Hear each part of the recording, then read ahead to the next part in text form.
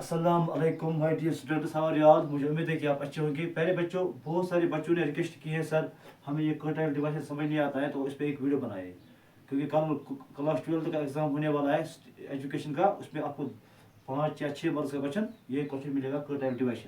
ठीक है, तो हम उसको एक अच्छे तरीके से करेंगे। मुझे उम्मीद है कि आपको समझ आएगा, बस आप अच्छे से उसको 1-2 बार देख लेना।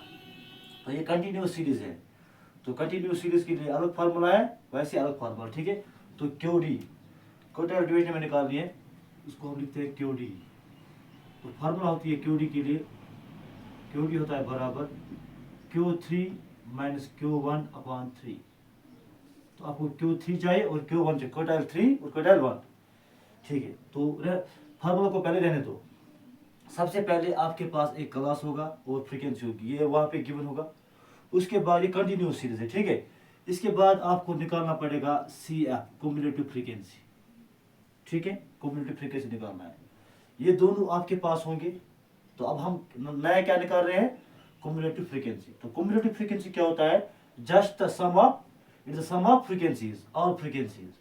देखो फ्रीक्वेंसीज पहले 3, ऐसे ही 3 को 5 ऐड करो, 8 को 7 ऐड करो, 15 को 20 ऐड, 50 को 10 ऐड करो, 25 को 37 को 15, 52 को 12, 64 को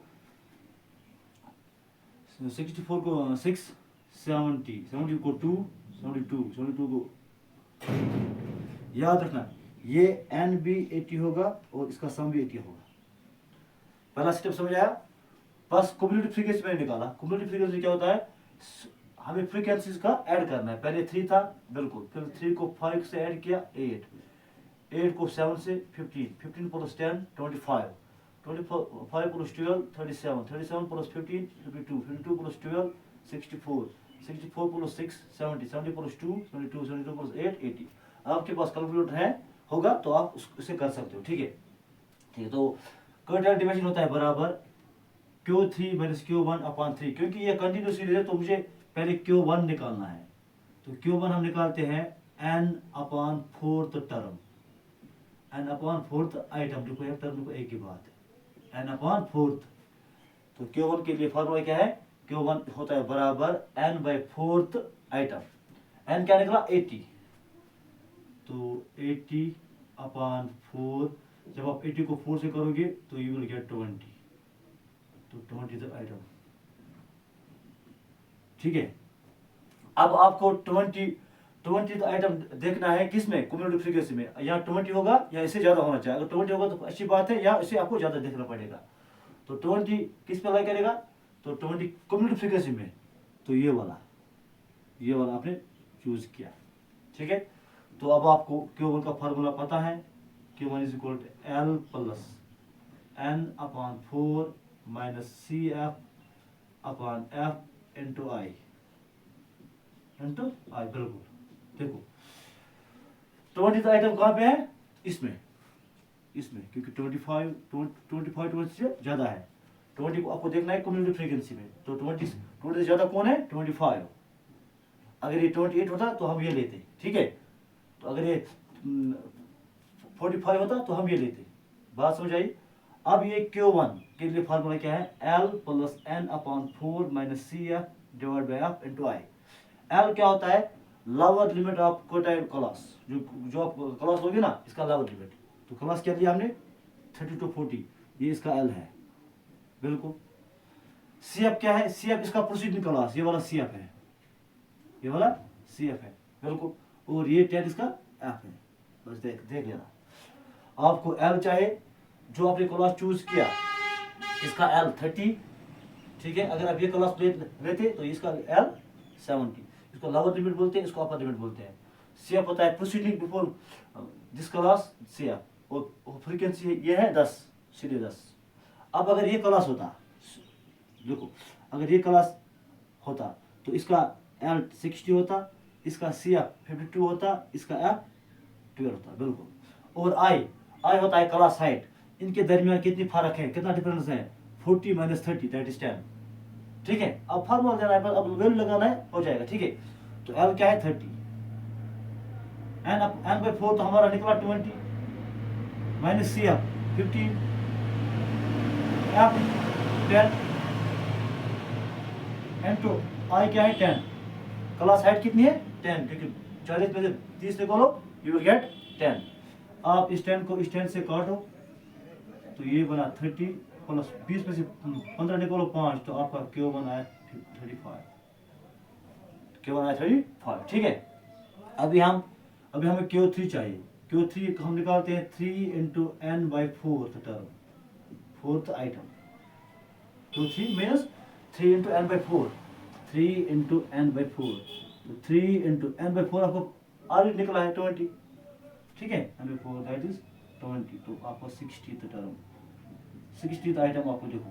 तो Q3 के लिए फार्मूला क्या है? Q3 के लिए फार्मूला है L plus 3n/4 minus C F upon F into I. बस ये जितना आपको याद रखना, बस इतना ही। जहाँ पे Q3 है तो यहाँ पे 3 लगाना है, बस बाकी आपको हो जाएगा, ठीक है। अभी देखो 60th कहाँ पे आएगा?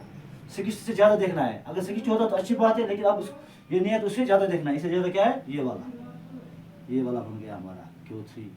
इसको Q1 लिखो, इसको Q3। देखो इसका L क्या है 60, इसका F क्या है 12, इसका CF क्या है 52, ठीक है। चीज़ समझ आ रही है? बिल्कुल। तो हम देखेंगे L क्या है, L इसका 60 है। 3n/4 क्या आएगा? 3n/4 आएगा 60, या ऑलरेडी आपने किया है। 3n/4 आएगा 60 माइनस CF क्या है 52, F क्या है 12 और I क्या है 10। क्योंकि 3n/4 आपने पहले निकाला है 60, तो यहाँ से फिर से निकालने की जरूरत नहीं है, थोड़ा सा टाइम बच जाएगा ना। 3n/4 आपके पास ऑलरेडी 60 है।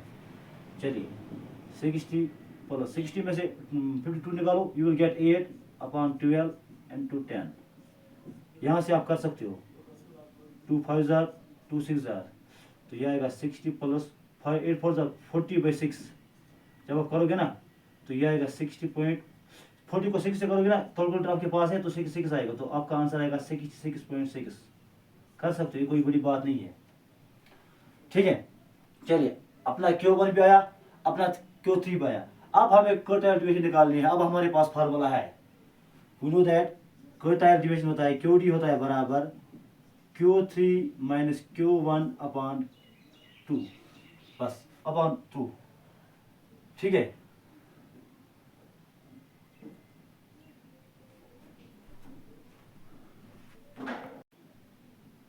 ठीक है, तो हमारा क्या होता है QD होता है Q3 माइनस Q1/2। तो अपना Q3 क्या निकला? Q3 निकला 66.66 माइनस Q1 क्या निकला?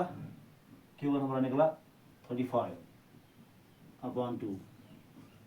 जब आप इसको 66 से मल्टीप्लाई 66 में से 35 निकालोगे यू विल गेट 31/2, 31.66/2। तो आपको कुछ ऐसे निकलेगा 15.64, कुछ ऐसा अप्रोक्सीमेट कर सकते हो, कोई बड़ी बात नहीं है, ठीक है।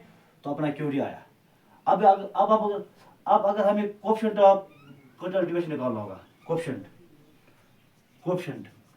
ऑफ क्वार्टाइल डिवीजन, वो तो इजी है। Q3 minus Q1 upon Q3 plus Q1। Q3 66, Q3 क्या है यहाँ -1 35, यहाँ पे क्या है 66.66 प्लस 35। तो इसको इन दोनों को ऐड करके फिर डिवाइड कर सकते हो आप, तो कोई बड़ी बात नहीं है, ठीक है। मुझे उम्मीद है कि आपको ये समझ आया होगा। बहुत इजी है, आप उसको एक बार गो थ्रू करो। अगर दिक्कत आएगी तो आप मुझे पूछ सकते हो। Thank you, have a nice day.